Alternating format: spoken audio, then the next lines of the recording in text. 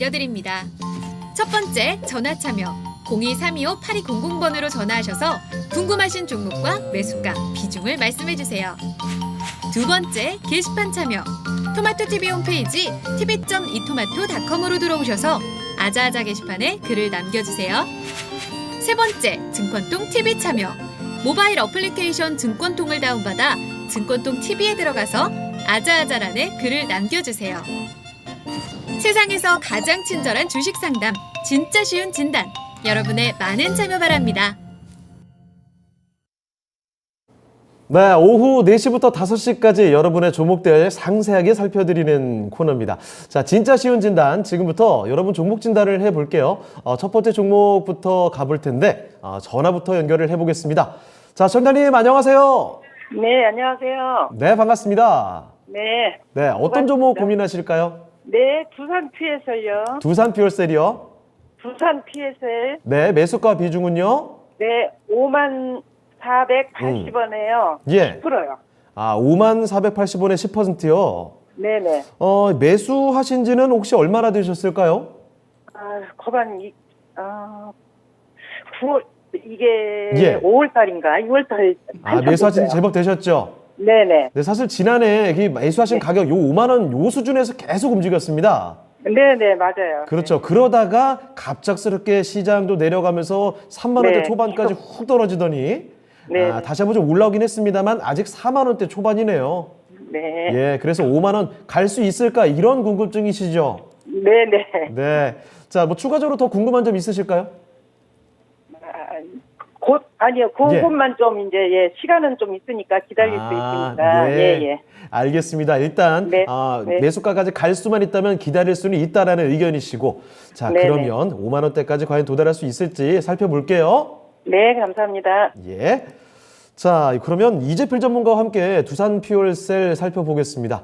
자, 전문가님, 두산 퓨얼셀 사실 지난해 이 5만 원대 요 근처에서 참 재미없게 움직였다가 시장의 하락과 함께 갑자기 훅 빠졌습니다. 그러다가 일단 4만 원대까지는 회복이 됐는데 과연 5만 원대까지 이 구간까지 다시 올라올 수 있을지가 궁금하신 것 같아요. 어떻게 보십니까? 자, 시청자님 안녕하세요. 네, 안녕하세요. 예, 반갑습니다. 네, 수고하십니다. 예, 기다리는 시민들하고 굉장히 고생 많으셨는데요. 이제는 뭐 슬슬 올라오는 그런 모습이니까 조금 차분하게 기다리셔도 될 것 같고요. 자, 뭐 하는 회사인지는 우리 시청자님도 잘 아실 것 같고요. 네. 수소, 그 연료 전지를 만드는 회사거든요.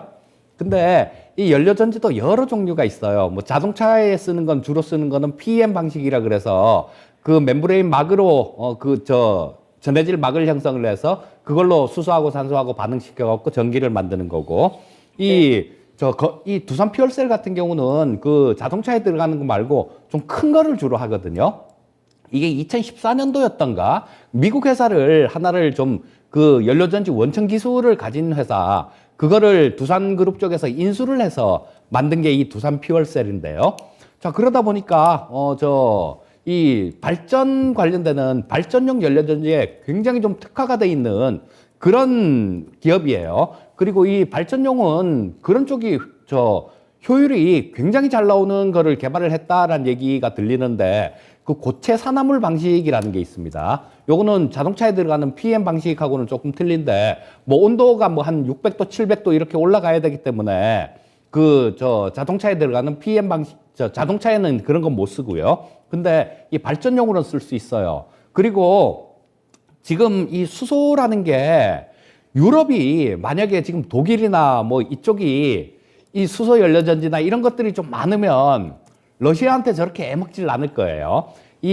독일이 한 40% 정도 이 러시아 쪽에 발전용 가스로 발전을 하는데 그런 부분들이 한 40% 정도를 의존하고 있거든요.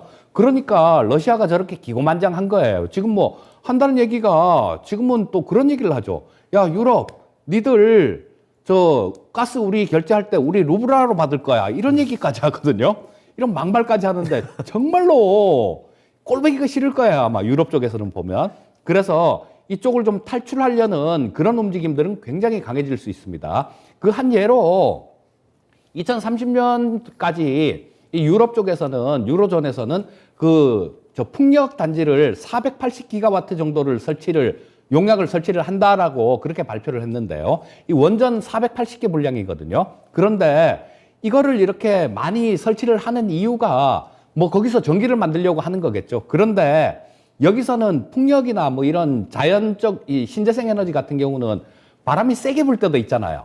그리고 바람이 안 불 때도 있고 또 뭐 이 태양전지 같은 경우도 햇빛이 강하게 비칠 때가 있고 안 비칠 때가 있고 그래서 뭐 이게 좀 전력이 많이 생겼다가 조금 생겼다 이런 변동이 좀 있어요. 근데 전력이 막 굉장히 강하게 생길 때 이걸 송전을 하려고 잘못하다 보면 그 기계에 무리가 가서 기계도 고장나고 그러거든요. 그래서 그렇게 많이 설치를 해서 뭘 하려고 그러냐면 이걸로 수소를 만들려는 거예요. 즉 그린 수소다라고 얘기를 하는데 이거를 그 태양이나 풍력 이런 신재생 에너지로 수소를 만들어서 수소는 저장이 가능하잖아요. 저장을 해갖고 언제든지 산소하고 결합을 시켜갖고 전기를 만들 수 있기 때문에 그 저장성 때문에 이런 쪽으로 가려고 하거든요. 그리고 뭐 이 풍력단지를 그렇게 크게 조성하는 이유도 마찬가지로 이 수소를 만들기 위해서 하는 겁니다. 그리고 이 두산 퓨얼셀 같은 경우는 그 발전용 연료전지에 대한 원천 기술을 갖고 있다라고 말씀을 드렸는데요. 이 대신 연료전지 단지가 있어요. 거기다가 뭐 벌써 그런 납품을 했던 발전용 연료전지를 납품을 했던 그런 이력이 있습니다. 그래서 우리나라의 한 90% 정도는 지금 이 두산 퓨얼셀이 그 연료전지 시장을 장악을 하고 있어요. 그리고 이게 좀 먼 얘기 같은데 그러지도 않습니다. 그렇지도 않아요. 이웃나라 일본 같은 경우는 그 후쿠시마 원전이 폭발을 했었잖아요. 그때 이 원전을 싹 다 문을 닫았는데도 어느 정도 잘 견뎠어요. 그 이유가 건물이나 뭐 이런 데 연료전지가 있는 그런 건물들이 많았었거든요. 우리나라 같은 경우는 지금 거의 없죠. 네. 이런 부분들이 좀 설치를 해 갈 겁니다. 지금 현재 상태는 정권이 바뀌는 시기잖아요. 정권이 바뀌는 시기 때문에 아무것도 못 하거든요. 지금 사실은 아무것도 못 하는 상황이고, 근데 대통령직 인수위원회가 이렇게 끝나고 5월 10일 날 출범이죠. 예. 그게 딱 지나고 나면 아마 이런 쪽도 정책이 굉장히 많이 나올 거예요. 그러면 그때는 좀 강한 탄력을 받을 수 있다라고 보시면 좋을 것 같고요. 예. 자, 지금 뭐 차트를 한번 보시면 큰 고생은 끝난 것 같아요. 뭐 이쪽에 지금 12월 달에도 5만 원 위에서 고점을 찍고, 와, 이건 뭐 32,000원까지 빠졌었네요. 단기간에 많이 빠졌어요. 그렇죠. 예, 그냥 바로 그냥 수직으로 이렇게 낙하를 했는데, 예. 자, 저점 이렇게 높이고 있는 모습이죠. 그리고 이쪽에서는 저 22평선 자체를 위쪽으로 돌렸어요. 예. 자, 이런 모습들은 굉장히 잘 나오니까 실전에서 뭐 반았다가 또 이용을 하시는 것도 괜찮을 것 같아요. 지금 지수도 거의 이런 모습입니다. 22평선을 돌파를 하고 코스피 지수가 예. 62평선 사이에서 이렇게 움직이고 있는데요. 자, 이렇게 수렴을 하다 보면 어느 쪽으로인가 이게 뚫는 그런 모습이 나올 거예요. 네. 근데 지금 시장 분위기가 뭐 악재가 나와도 더 이상 빠지지 않고 계속 양선을 뽑아내고 있는 거 보면 장 분위기는 괜찮은 모습입니다. 네. 그렇다면 위쪽으로 이렇게 좀 움직일 수 있는 그런 모습이다라고 보시면 좋을 것 같고요. 자, 뭐 단기간으로 보신다라면 뭐 한 45,000원대 정도, 그 정도까지는 크게 무리 없이 좀 갈 수 있을 것 같은데요. 예. 우리 시청자님 매수하신 가격 같은 경우는 신정부가 좀 출범이 되고 정책이 좀 나와줘야 되거든요. 붙들었다네. 그러니까 시간은 조금 걸리실 거예요. 근데 시청자님 뭐 충분히 기다릴 수 있다라고 말씀을 해주셨으니까 그렇죠. 그냥 편안하게 기다리시면 뭐 매수하신 가격 위에서는 충분히 정리를 할 수 있다. 뭐 이렇게 말씀드리고 싶고요. 뭐 궁금하신 것도 있으신가요? 그러면 상반기 안에는 좀 매수가 금액이 올까요?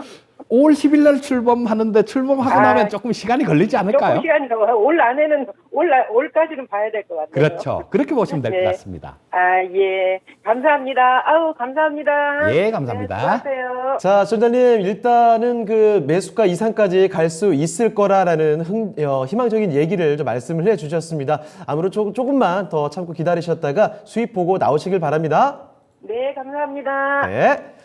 자, 이렇게 첫 번째 전화 종목 진단이었습니다. 이 두산 퓨얼셀 5만 원대 진입하셔서 마음고생을 단기간에 좀 많이 하셨을 것 같아요. 자, 아무쪼록 그래도 손해보고 나오지 않을 만한 종목이라고 하셨으니까 믿으시고 조금 더 끌고 가시면 어떨까 싶습니다. 자, 전화 종목 진단 살펴드렸고요. 두 번째 종목으로 이번에 또 가보겠습니다. 자, 두 번째는 유튜브 종목입니다. 베네치아 님께서 보내주신 종목이네요. 자, 신성 델타 테크입니다. 매수 가격이요. 17,000 17,200원 그리고 10% 비중인데 자, 이 종목 주가 흐름 잠깐 좀 살펴볼게요. 지난해 말이었습니다. 지난해 말에 급등세를 기록하면서 한 14,000원 정도까지 내려갔던 종목이 1월 고점 2450원까지 참 잘 갔거든요. 그런데 1월 그 고점 대비해서 2월 저점이요 12,800원까지 내려갔어요. 그대로 미끄럼틀하고 내려갔다가 이제 조금 올라오고 있는데 아직 15,300원입니다. 매수가까지는 미치지 못하고 있는 상황이죠. 자, 그러면 신성 델타테크 지금부터는 어떻게 볼 수 있는지 살펴보겠습니다. 자, 김영근 전문가님, 신성 델타테크인데요. 17,200원에 10%. 단기간에 조금 많이 내려왔던 종목이기 때문에 걱정이 좀 되셨을 것 같습니다. 이제부터는 어떤 관점으로 볼 수 있나요? 네, 일단 신성 델타테크 같은 경우에는 예. 아무래도 이제 기업적인 분석과 그다음에 시장의 분석이 함께 들어가야 될 것 같아요. 예. 먼저 이제 기업적인 내용 자체를 본다라고 하면은 회사 자체가 굉장히 이제 훌륭한 기업입니다. 네. 이제 뭐 전체적으로 이제 기업의 한 실적을 이제 보게 된다라고 했을 때 지금 보게 되면 예. 실적 자체는 굉장히 이제 잘 나오고 있는 모습이에요. 그러면서 꾸준하게 성장을 하고 있다라고 이제 분명하게 수치로 이제 확인이 되죠. 그러면서 이제 신성 델타테크 같은 경우에는 시장에서 모멘텀을 가장 확보하고 있는 분야가 뭐냐라고 했을 때 이제 2차 전지다라고 이제 말씀을 드릴 수가 있을 것 같고요. 예. 이제 신성 델타테크가 예전에 어떠한 이슈 때문에 이제 상승이 나왔었냐라고 네. 한다면은 결국에는 이제 LG 에너지 솔루션. 그렇죠. 예. LG 에너지 솔루션이 정말 이제 빈수레가 요란하다 약간 이제 이런 느낌으로 정말 상장하고 나서 네. 시장 투자자들에게 좀 많은 실망감을 안겼었잖아요. 그렇습니다. 그리고 이제 이 수급을 또 꼬이게 하는 그런 이제 역할도 이제 많이 했었는데 신성 델타테크 같은 경우에는 이제 LG 에너지 솔루션과 합작사입니다. 그러면서 이제 이 폴란드 공장을 이제 같이 설립을 하면서 2019년에는 이제 2차 전지 부문이 이제 매출이 400억 정도밖에 나오질 않았었는데 대략 이제 작년까지 2천억대로 이제 성장을 했고요. 그 다음에 올해 정도에는 3천억대로 추가적으로 이제 2차 전지 부분에서 성장을 할 거다라고 이제 이야기가 나오고 있는 상태입니다. 그러면서 이제 최근에 이 올넷 전자라고 하는 이제 PCB 이제 기업 PCB 제조 전문 기업을 이제 인수를 했어요. 이제 최근에 PCB 기업들이 굉장히 핫하잖아요. 지금 이제 뭐 코리아 서킷이나 그다음에 뭐 심텍이나 대덕전자 등등 지금 현재 PCB 기업들이 굉장히 핫하고 이 PCB 인쇄로 기판이라고 하는 거는 어떠한 이 전자기기에도 반드시 들어가야 되는 그런 부품이기 때문에 상대적으로 부품 조달이 용이하다라고 이제 말씀을 드릴 수가 있을 것 같습니다. 그러면은 신성 델타테크 같은 경우에는 기업도 훌륭하고 그 다음에 앞으로의 어떤 성장성도 훌륭하다라고 봤을 때 예. 결과적으로는 지금 현재에서는 시장의 영향이 역시나 이제 크다라고 이제 봐야겠죠. 지금 시장이 아무래도 2차 전지 쪽이 전체적으로 다 업황이 조금은 이제 투심이 약해져 있는 상태입니다. 왜냐라고 했을 때 이제 원자재에 대한 부분들 2차 전지에 지금 현재 이 원자재에 대한 압박, 가격 압박이 계속해서 가해지고 있기 때문에 지금 2차 전지는 이 니켈이나 리튬에 대한 부분들, 이 가격 압박이 계속해서 가해지고 있는 상태이기 때문에 네. 역시나 이제 시장에서 아직까지 크게 주목을 받지 못하고 있다라고 이제 보셔야 될 것 같아요. 그런데 실질적으로 이제 엮여 있는 LG 에너지 솔루션 같은 경우에 보게 되면은 최근에 저점에서 굉장히 반등이 잘 나와줬어요. LG 에너지 솔루션은. 자, 보게 되면 네.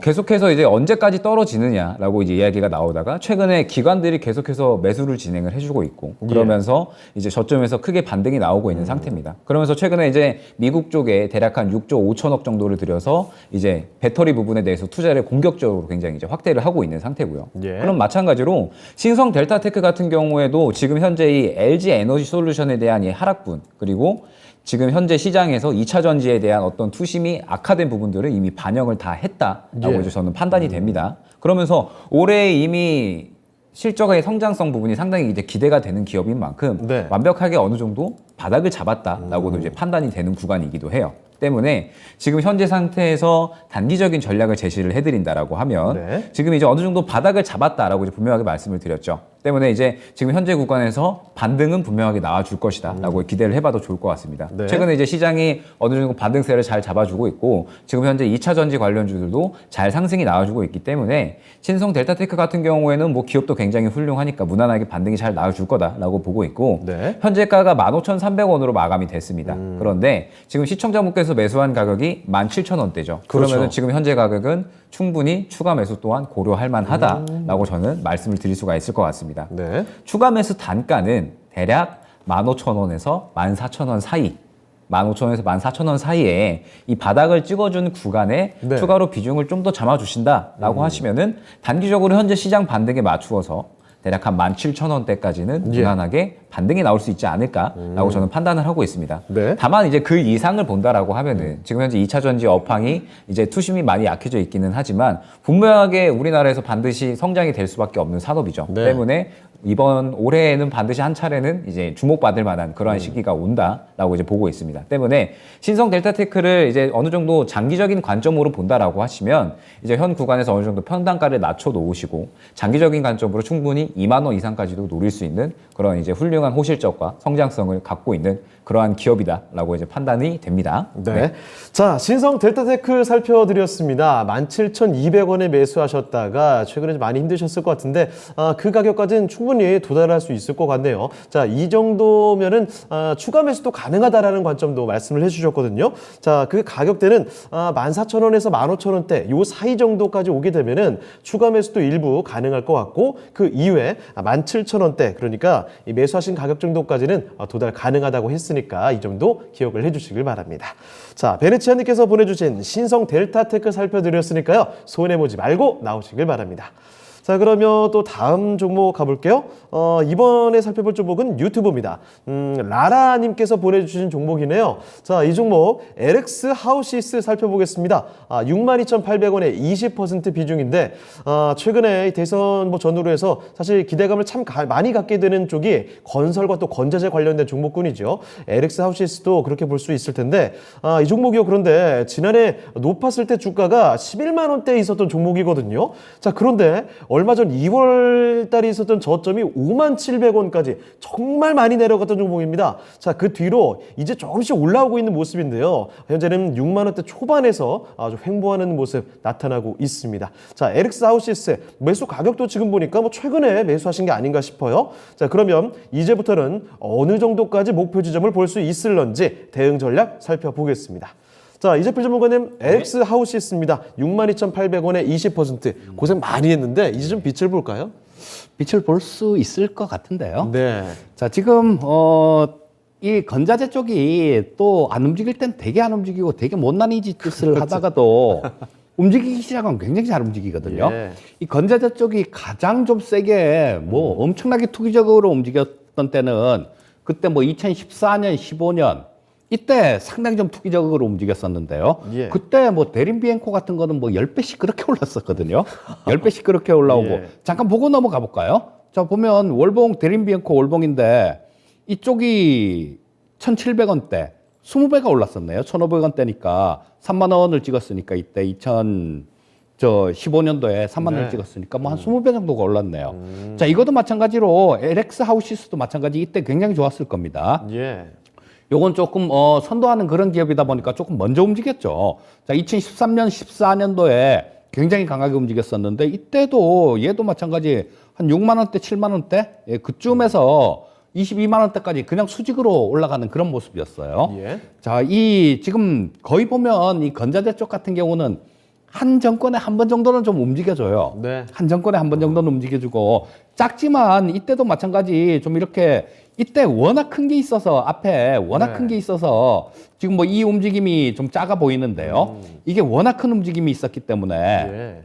자, 근데 이것도 작지도 않습니다. 3만 원에서 10만 원 넘어갔던 그런 거니까요. 자, 이때 그런 것들이 조금 이 부동산 정책에 대한 비판이 되게 많았었죠. 네. 공급을 늘려야 되는데 공급을 안 늘리고 그러니까 막 그런 얘기들 막 계속 나오면서 예, 좀 저 얘기들도 바꿔야 된다 이런 얘기들도 막 나오고 또 새로 이렇게 대선 후보로 나오시는 분들 그런 분들 같은 경우도 부동산 공약 다들 이렇게 많이 말씀을 하셨잖아요. 맞습니다. 그래서 좀 이렇게 강한 탄력이 나왔다가 밀린 모습인데요. 자, 이제는 아마 저 실천을 좀 할 것 같아요. 예. 그리고 당선인께서 그런 성향은 있는 것 같아요.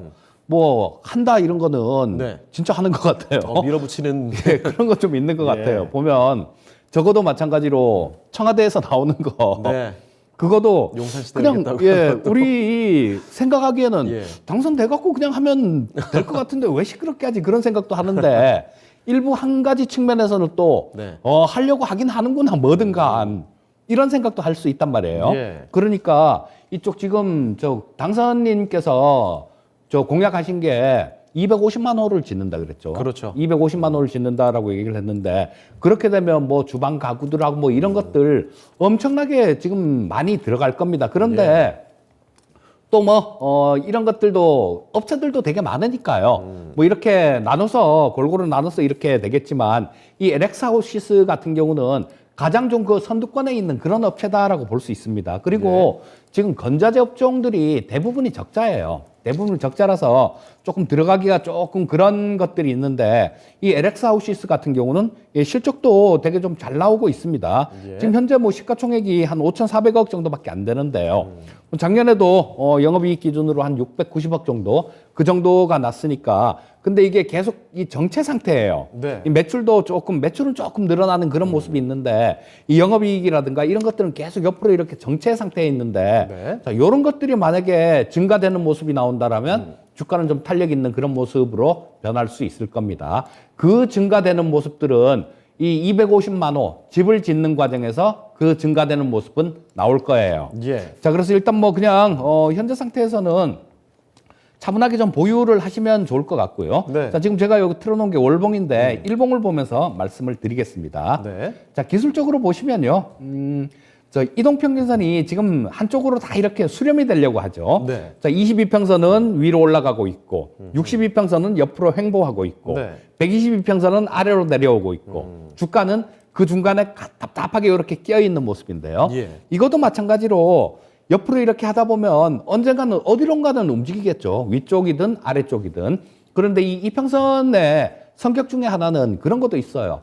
자, 모이면 흩어지고 흩어지면 모이고 이런 성격이 있는데요. 지금 모이는 중입니다. 즉 수렴하는 중이에요. 그러면 이 수렴이 어느 정도 되고 난 다음에는 확산이 된다는 얘기인데 자, 뭐 실적 부분들 지금 어느 정도 꾸준히 이렇게 나오고 있고 예. 또 실적에 비해서 주가 자체도 지금 비싸지 않은 수준이고요. 내재 가치에 비해서도 주가가 비싸지 않은 수준입니다. 네. 자, 그리고 뭐 저 주택 관련되는 그 공사 들어가고 실적 늘어나고 그렇게 되면 주가가 위쪽일까요? 아래쪽일까요? 저는 위쪽으로 터질 것 같습니다. 자, 그래서 일단 뭐 지금 현재 상태에서는 자, 그냥 보유 의견 보유하시면 좋을 것 같고요. 네. 1차로 보시기에도 한 7만 원대 후반 정도 그 정도까지는 움직일 수 있겠다라는 생각이 들거든요. 네. 그러니까 뭐 이 정권이 바뀌고 난 다음에 본격적으로 아마 그 공약에 대한 부분들 이런 부분들이 이행이 되는 뭐 그런 것들이 나온다라면 저때 그렇게 크게 길지 않은 시간에도 요거는 뭐 7만 원대 후반 정도는 갈 수 있을 것 같으니까요. 네. 뭐 지금 상태에서는 뭐 이거를 매도할 이유는 없다라는 생각입니다. 차분하게 좀 들고 가보는 전략 말씀드리겠습니다. 네. 자, LX 하우시스 살펴드렸습니다. 워낙에 또 고점 대비해서 주가가 많이 내려와 있는 상황인데요. 자, 언제든 또 치고 나갈 준비가 되어 있는 그런 종목이 아닌가 싶네요. 자, 이 LX 하우시스 7만 원대 후반까지도 금세 도달할 가능성이 있는 종목이기 때문에 지금으로서는 보유할 수 있는 종목이다라는 점 홀딩으로 의견을 말씀해 주셨습니다. 자, 이렇게 라라님께서 보내주신 종목이었습니다. LX 하우시스 진단 도와드렸습니다. 자, 그러면 또 다음 종목 가볼까요? 유튜브까지 좀 살펴드렸고요. 지금 보니까 전화가 또 연결된 것 같습니다. 전화 한번 바로 연결해 볼게요. 자, 소녀님 안녕하세요. 네, 안녕하세요. 네, 반갑습니다. 네, 반갑습니다. 네, 어떤 종목 때문에 전화 주신 거예요? 포스코 케미칼 포스코 케미칼이요. 16만 원에 25%요. 16만 원에 25%요. 네네. 이 종목 16만 원에 매수하셨으면은 지난해 좀 주가 높았을 때 매수하셨네요. 작년에. 예, 그쵸. 네. 자, 이게 어느새 2차전지 관련된 종목들이 사실 많이 내려와서 포스코 케미칼도 예외가 아닙니다. 지난해 10월 달에 있었던 고점이 18만 원대였는데 이번 달이죠. 3월 14일 기준으로 저점이 96,100원까지 좀 확인이 됐네요. 자, 그래서 일단 저점 찍고 좀 올라오긴 하는데 아직까지 매수가까지는 거리감이 좀 있습니다. 자, 그러면 지금 어떤 게 가장 궁금하세요? 매수가까지는 네. 어떻게 올라올라나 싶었어요. 알겠습니다. 지난해 워낙에 또 화려한 시세를 보여줬던 2차전지 관련된 종목들인데 언제쯤 다시금 탄력을 받을 수 있을지 궁금해하신 것 같아요. 자, 그러면 포스코 케미칼 좀 살펴드리겠습니다. 네. 예. 자, 김혜근 전문가님, 포스코 케미칼입니다. 이 종목 뭐 음극재나 양극재 다 아는 종목으로 알고 있는데 사실 뭐 관련된 종목들 다 그렇습니다만 많이 떨어졌죠. 네. 자, 그래서 지금 저점 대비 조금 올라왔긴 합니다만 매수가까지 아직 상당한 거리감이 좀 있습니다. 지금부터는 어떻게 봐야 될까요, 이 종목? 네, 일단 이 부분을 먼저 시청자분한테 한번 여쭤봐야 될 것 예, 같아요. 예, 예. 네, 시청자님, 이 종목에 대해서 어느 정도 좀 기간을 두고 보실 생각이 있으신가요? 포스코 네. 케미컬에 대해서 어느 정도 기간을 네네. 보실 생각이 있으시고요.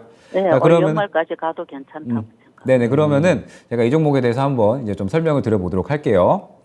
자, 최근에 이제 이 2차 전지 관련주들은 전체적으로 역시나 이제 시장의 영향이 크고 이제 글로벌적인 여러 가지 이 원자재 가격들에 대한 압박이 크다라고 이제 말씀을 드릴 수가 있을 것 같아요. 때문에 이제 포스코 케미칼도 이제 최근에 작년까지 계속해서 잘 상승이 나와주다가 이런 이제 원자재 가격에 대한 압박, 그 다음에 이제 또 반도체 공급난이 또 계속해서 진행이 되고 있잖아요. 그러면서 차량 생산이 조금 이제 차질이 빚어지다 보니까 이 음극재 부분에서 이제 조금 매출이 지지부진할 것이다라고 이제 이야기가 나오고 있는 상태입니다. 다만 이제 포스코 케미칼이 양극재에 대한 부분, 양극재에 대한 부분은 지금 이제 이 금속 배터리 가격이 올라가면서 동시에 이제 양극재 가격도 같이 올라갈 것이다 라고 이제 이야기가 나오고 있는 상태예요. 때문에 지금 포스코 케미칼이 이제 양극재 부분에서는 호조를 보일 것이고 이제 음극재에 대한 이런 실적이 지지부진한 부분보다도 양극재에 대한 어떤 이 판매 호조가 더욱더 뛰어날 것이다 라고 이제 올해 예측이 되고 있는 상태입니다. 때문에 올해 같은 경우에도 실적 성장성은 잘 이어갈 것이다 라고 이제 기대가 되고 있고, 최근에 이제 포스코 그룹에서 이제 리튬호수에 대해서 이제 아마 많이 들어보셨을 거예요. 이제 포스코 그룹에서 이제 리튬호수에 이제 투자를 했었고 대략 네. 그때 한 1조 5천억 정도로 투자를 했었는데 이제 본격적으로 이제 실적이 나올 만한 구간이 왔다. 그러면서 이제 해마다 대략 한 2조가 넘는 그러한 이제 그 실적이 나와줄 걸로 이제 리튬호수만 해도 보고 있습니다.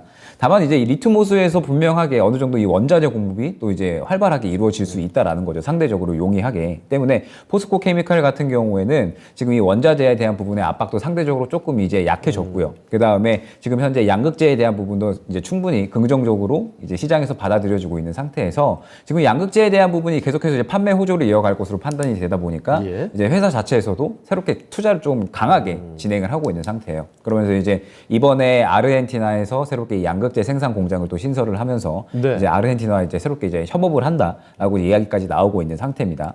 때문에 지금 현재 상태에서는 이 최근에 어떤 이 원자재에 대한 압박들, 그 다음에 시장에 대한 영향, 반도체 공급난 이런 악재들을 전체적으로 반영을 잘 했고 이제는 어느 정도 반등 구간에 들어섰다라고 이제 판단을 할 수가 있을 것 같아요. 다만 이제 포스코 케미칼의 문제점이 뭐냐라고 한다면 지금 이 우리 시청자님과 같이 물려있는 개인 투자자들이 너무나도 많다라는 거죠. 그렇죠. 네, 지금 이제 구간을 보게 되면은 워낙에 이제 재작년부터 해서 코로나 구간에 이제 부양책이 같이 이제 이야기가 나오면서 2차 전지 관련주들이 정말 상승이 잘 나왔었고요. 네. 포스코 케미칼도 이제 시장 투자자분들이 전체적으로 정말 기대를 많이 했었던 종목입니다. 때문에 이제 개인 투자자분들이 정말 많이 매수를 했었고 그러면서 이제 14만 원부터 이제 16만 원까지 네. 이제 아직까지 갖고 계시는 분들이 정말 많죠. 그렇죠. 17만 원까지 해서 예. 네, 물려있는 개인 투자자분들이 굉장히 많기 때문에 아무래도 이 구간을 뚫어주고 이 우리 시청자분의 매수가까지 올라오기에는 아마 굉장히 조금 인내심이 필요하지 않을까라고 네. 이제 판단을 하고 있습니다. 예.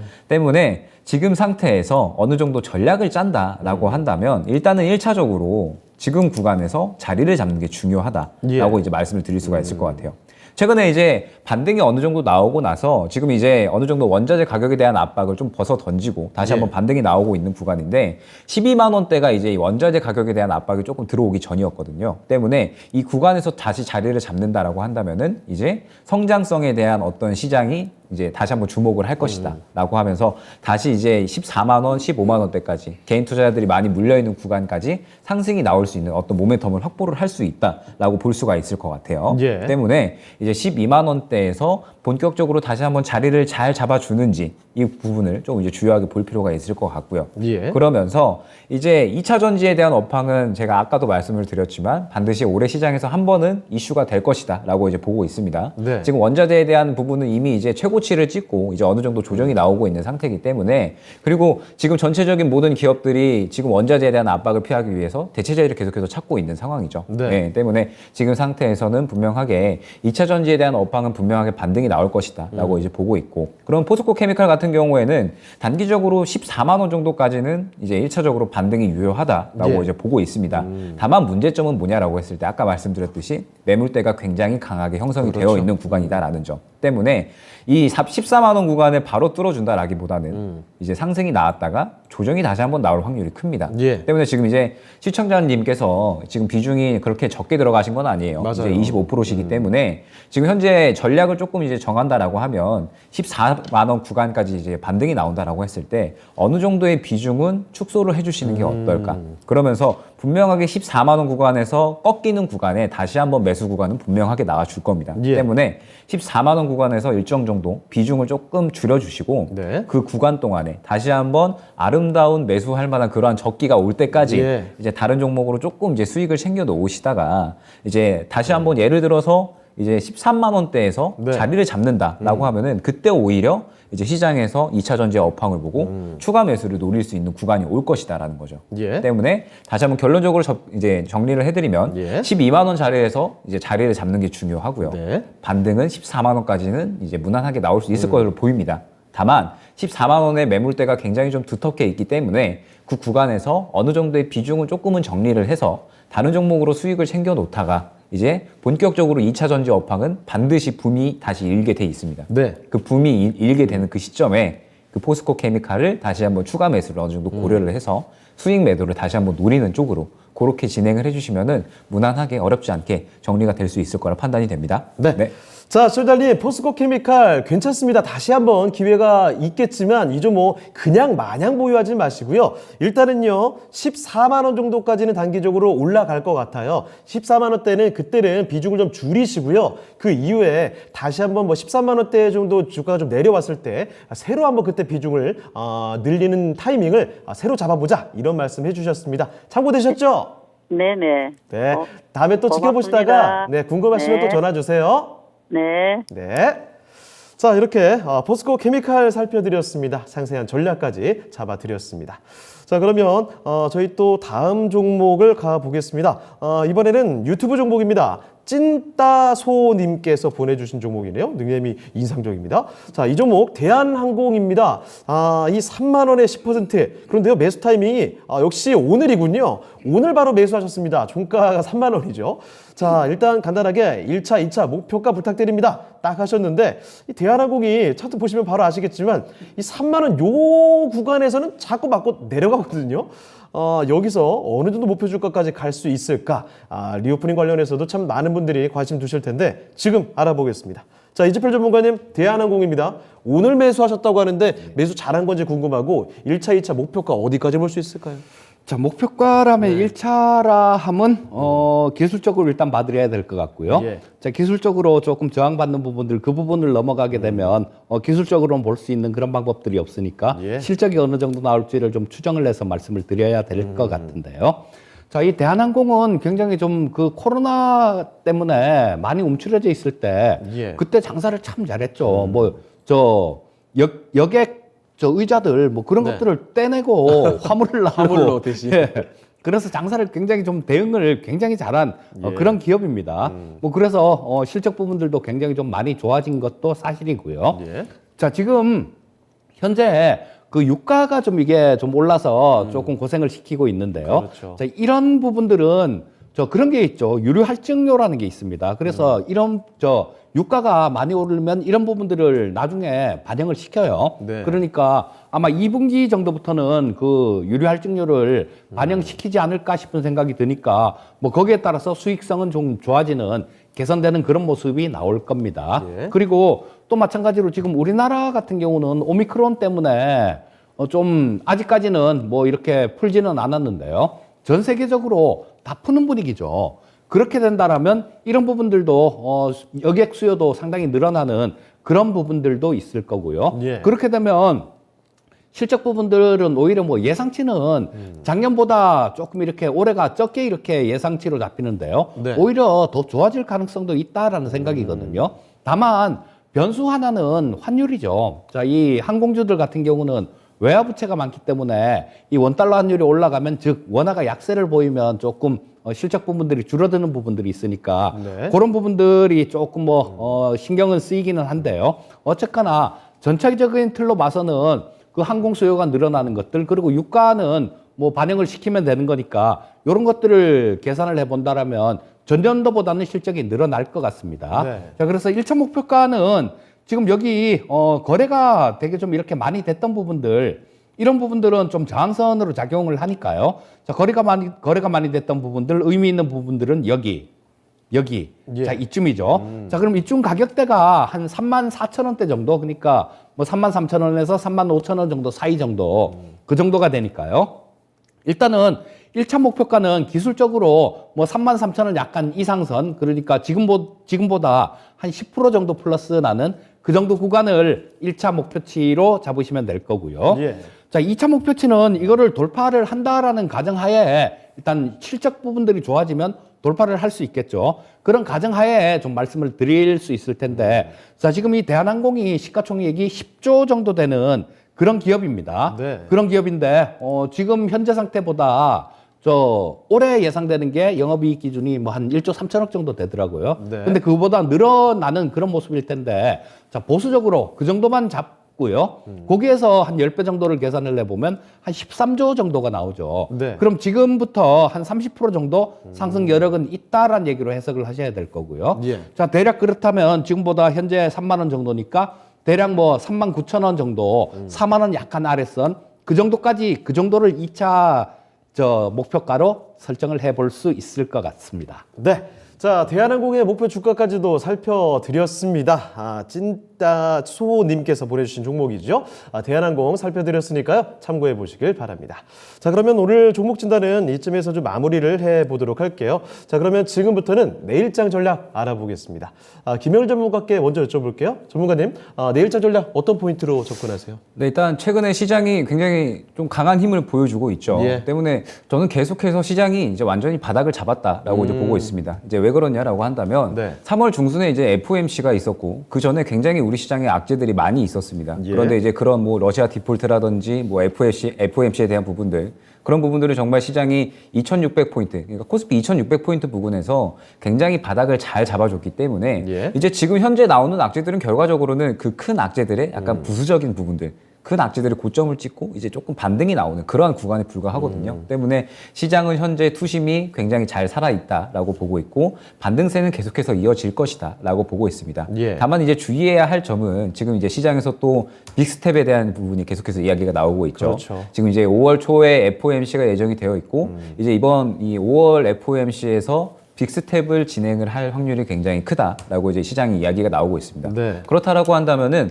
4월 중순쯤에는 이제 빅스텝에 대한 어떤 시장의 이야기가 다시 한번 나올 수 있고 시장이 반영을 할 수가 있겠죠. 다만 그 부분은 역시나 이제 4월로 넘어가야 되는 부분인 거고 지금 현재는 시장은 분명하게 반등에 대한 어떤 투자 심리가 훨씬 강하다라고 이제 볼 수가 있을 것 같습니다. 예. 때문에 이제 뭐 계속해서 이 순환매는 지속적으로 이어질 거다라고 보고 있습니다. 이제 오늘 같은 경우에도 아까 말씀드렸듯이 시장이 떨어질 때는 인플레 관련주들, 그다음에 네. 뭐 시장이 올라갈 때는 실적주 성장주들, 그리고 시장이 떨어지든 올라가든 정책주들은 또 계속해서 순환이 잘 돌고 있죠. 그러면서 하루에 뭐 섹터가 5개, 10개 이렇게 굉장히 좀 빠른 순환매가 이루어지고 있고 이러한 이 종목들 어느 정도 이슈를 파악을 해내면서 각 섹터들에 대해서 이제 어느 정도 대응을 잘하고 선별적인 매매를 잘 한다라고 하면은 분명하게 수익을 쉽게 챙길 수 있는 그러한 장이 연출이 될 거다라고 이제 판단을 하고 있습니다. 예. 지금 현재 뭐 성장주, 로봇지상, 뭐 메타버스 이런 이제 4차 산업 관련주들, 그 다음에 지금 뭐 계속해서 인플레이션 관련주도 잘 상승이 나오고 있죠. 예. 뭐 그러면서 정부 정책주들도 지금 건설이나 원전주 할 거 없이 계속해서 가는 종목들이 계속해서 가는 장세가 연출이 되고 있잖아요. 네. 때문에 이런 종목들을 어느 정도 이제 매매 관점에서 잘 진행을 하면은 이제 다음 빅스텝에 대한 이야기가 나오기 전까지 우리는 이제 잘 수익을 챙겨둘 수 있을 만한 그러한 환경이 이제 조성이 되어 있다라고 판단을 해서 너무 이제 뭐 지금 시장에 대해서 절대 겁먹지 마시고 적극적으로 매매를 잘 하셔가지고 수익을 챙기시길 바라는 마음에 이제 오늘의 이 전략으로 이제 구성을 했습니다. 네, 알겠습니다. 자, 그러면 이번에는요, 이재필 전문가께도 여쭤보겠습니다. 전문가님은 내일장 전략 어떻게 보세요? 자, 지금 뭐 지난주에 제가 원래 금요일이죠. 지난주 금요일 날 이 시황에 대해서 좀 말씀을 드릴 때 네. 뭐 2,800 정도까지는 열어놓고 보십시오라는 말씀을 드렸는데요. 그렇게 가고 있는 과정이다. 뭐 이렇게 보시면 좋을 것 같고요. 예. 자, 22평선에 시장은 완전히 좀 안착을 한 모습이었기 때문에 추가 반등을 하는, 추가 상승하는 뭐 이런 모습을 보여줄 겁니다. 예. 자, 근데, 이 반등 시에는 이 단기 목표치는 하락하고 있는 62평선 근처 정도, 이 정도로 볼 수 있을 텐데요. 예. 자, 지금 62평선은 현재 상태에서는 2788포인트 정도에 있는데요. 자, 그럼 요거를 못 뚫을 것인가? 그렇진 않을 것 같아요. 네. 자, 코스닥 시장을 보게 되면 자, 62평선을 돌파를 해갖고 지금 여기 나오는 게 이틀째 잘 버티고 있는 모습입니다. 예. 그렇다면 코스닥 시장이 좀 먼저 움직였으니까 코스피 시장도 마찬가지로 62평선을 이렇게 돌파하는 그런 모습이 좀 나올 가능성이 많고요. 예. 그렇게 되면 그렇죠 말씀드렸던 2,800포인트 정도 그 정도까지는 일단 열어놓고 보시면 될 거고요. 뭐 2,900, 3,000은 못 가냐 이렇게 물어보시는 분들 계시는데요. 2,800포인트에 가서 생각해도 늦지 않습니다. 아. 뭐 그때 가는 거 뭐 지금 보는 것보다 그때 가서 보는 게 훨씬 더 정확하니까 네. 그 판단은 조금 뒤로 밀어놓으시면 좋으실 것 같고요. 자, 지금 뭐 당분간은 저 20, 60 사이에서 뭐 이렇게 움직이면서 방향을 모색하는 그런 구간일 것 같은데 네. 방향은 위쪽일 가능성이 많다. 뭐 이렇게 보시면 좋을 거고 자, 이슈가 되고 있는 그런 섹터에서 순환매에 대비하는 그런 전략이 좋을 것 같은데요. 네. 뭐 앞서서 김영 전문가 얘기해 주신 뭐 그런 섹터들도 좋을 것 같고요. 예. 또 어떤 건지 모르시는 분들은 하루에 한 번씩 이 이슈 섹터들 이런 부분들을 말씀을 드리고 있으니까요. 오늘 저녁에도 아마 어제 뭐 이 수산 뭐 이런 것들 네. 말씀을 드렸듯이 오늘 저녁 EJ에서도 마찬가지로 아하. 이 이슈가 되고 있는 부분들을 말씀은 드릴 겁니다. 기대가 콕 높아지는데요. 집어서 말씀을 드릴 거예요. 그러니까 그 시간에 좀 잘 봐주시면 수익하고 투자 아이디어 모든 걸 다 가져갈 수 있을 겁니다. 자, 그리고 뭐 시장에 대해서는 조금 한시름 놓으셔도 되겠다. 네. 이렇게 정리해서 말씀드리겠습니다. 네, 내일장 전략과 함께 오늘 밤 9시에 있는 EJ 시간, 이재필 전문가와 오늘 또 이건무 전문가 함께 하실 수 있다고 하는데요. 오늘 또 오늘장에 눈부신 활약을 보였던 수산물을 어제 예고했던 것처럼 새로운 또 종목군을 말씀을 해주실 예정이라고 합니다. 참고를 해보시면 좋겠네요. 자, 그리고 오늘 인사드리기 전에 한 가지만 더 말씀드리겠습니다. 자, 전문가님 공개 방송 있으시죠? 네, 이제 뭐 매주 화요일, 수요일, 목요일마다 3시 반부터 진행하고 있는 네. 이제 오늘당 두드려보기, 이제 그날 시장에 대해서 짚어보고 그 다음에 이제 그 한 주의 전략을 또 짚어보는 시간을 가질 수 있도록 할 거니까요. 예. 마찬가지로 뭐 많은 참여 부탁드리겠습니다. 네, 알겠습니다. 자, 다음 주 화요일이네요. 오후 3시 반입니다. 시장 두드려보기 주간시장 대응 전략이라는 제목으로 무료 공개 방송을 김영일 전문가가 진행을 합니다. 자, 그러니까 함께 해주시면서 이런 유익한 정보들 가져가시길 바랍니다. 자, 그러면 오늘 두 분 전략 여기까지 듣도록 하겠습니다. 여기서 인사드릴게요. 네, 오늘 두 분 말씀 고맙습니다. 네, 감사합니다. 감사합니다. 자, 그러면 진짜 쉬운 진단 시간 여기서 인사드려야 되겠네요. 오늘 마치도록 하겠습니다. 지금까지 다양한 투자 판단에 대한 도움 말씀을 드렸습니다만 하지만 특정 종목의 상승과 하락을 보장하진 않습니다. 이 점 명심해 주시고요. 저희는 내일 이 시간에 다시 뵙겠습니다. 고맙습니다.